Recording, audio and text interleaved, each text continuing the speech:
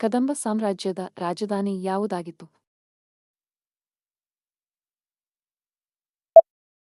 ಬನವಾಸಿ.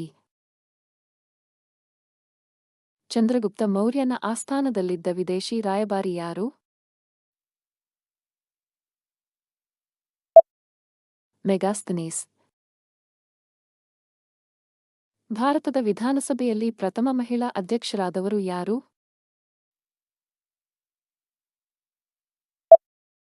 ಶನ್ನೋದೇವಿ. ಶನ್ನೋದೇವಿ ಅವರು ಯಾವ ರಾಜ್ಯದ ವಿಧಾನಸಭೆಯಲ್ಲಿ ಅಧ್ಯಕ್ಷರಾದರು?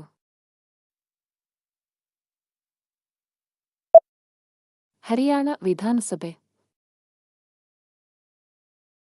ವಿಕ್ರಮ್ ಸಾರಾಭಾಯಿ ಬಾಹ್ಯಾಕಾಶ ಕೇಂದ್ರವು ಎಲ್ಲಿ ಸ್ಥಾಪನೆಯಾಯಿತು?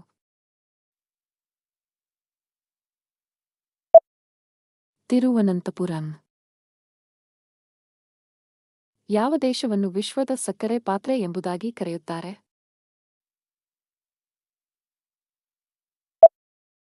ಕ್ಯೂಬಾ. ಯಾರ ಜನ್ಮದಿನವನ್ನು ಭಾರತದಲ್ಲಿ ಶಿಕ್ಷಕರ ದಿನ ಎಂಬುದಾಗಿ ಆಚರಿಸುತ್ತಾರೆ?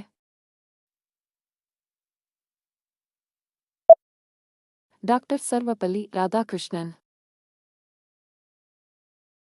ಯಾವ ವರ್ಷದಲ್ಲಿ ಡಾಕ್ಟರ್ ಸರ್ವಪಲ್ಲಿ ರಾಧಾಕೃಷ್ಣನ್ ಅವರಿಗೆ ಭಾರತ ರತ್ನ ಪ್ರಶಸ್ತಿಯನ್ನು ನೀಡಲಾಯಿತು?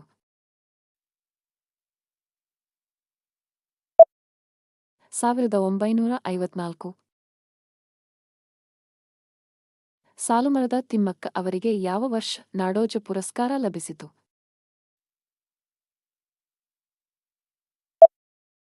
2010. ಕುದುರೆಮುಖ ರಾಷ್ಟ್ರೀಯ ಉದ್ಯಾನವನ ಕರ್ನಾಟಕದ ಯಾವ ಜಿಲ್ಲೆಯಲ್ಲಿದೆ?